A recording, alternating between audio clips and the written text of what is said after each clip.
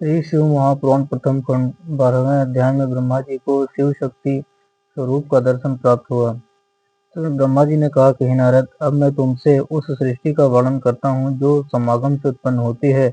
यद्यप मैंने अनेक प्रयत्न किए परंतु मुझे दृढ़ शक्ति की प्राप्ति नहीं हुई। यह देखकर मैंने अपनी इन संपूर्ण इंद्रियों को वश में करके भगवान सदाशिव की पुनः पूजा की, क्योंकि उनकी प्रसन्नता के बिना कोई भी कार्य पूरा नहीं होता है। शिव जी ने इस पूजा से प्रसन्न होकर पुनः दर्शन दिया। उस समय उनका शरीर अर्धांगी था, और अर्थात उनके दाहिने और आधे भाग में तो सदाशिव का पुरुष शरीर था, और बाएं और आधे भाग में महारानी जगदम्बा का शरीर रूप था। आधे मस्तक पर जटाएं थी और आधे पर घुंघराले सुंदर केश थे।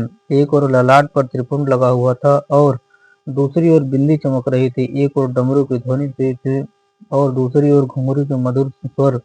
हे नारद, भगवान सदाशिव के इस अर्धांगी स्वरूप को देखकर मैं अत्यंत प्रसन्न हुआ और मैंने उन्हें दंडवत करते हुए प्रार्थना की कि हे प्रभु, मेरे धन्य भाग है जो आपने कृपा कर मुझे अपने दर्शन दिए। मेरी स्तुति को सुनकर भगवान सदाशिव हंसते हुए बोले कि हे ब्राह्मण, तुमने जिस मनोरथ की प्राप्ति के लिए इतना कष्ट भोगा है उसे हम जानते हैं। तुम्हारी अभिलाषा अधिक संतान उत्पन्न करने की है।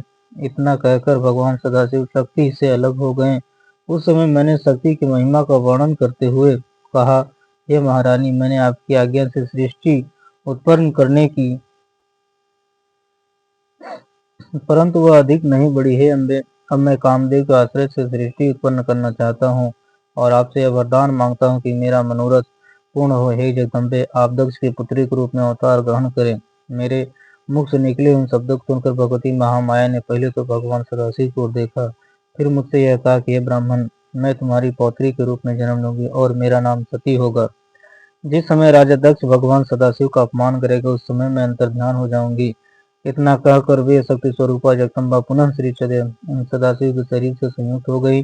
तब भगवान भूत भावन भी अंतर्ध्यान हो गए। हर हर महादेव।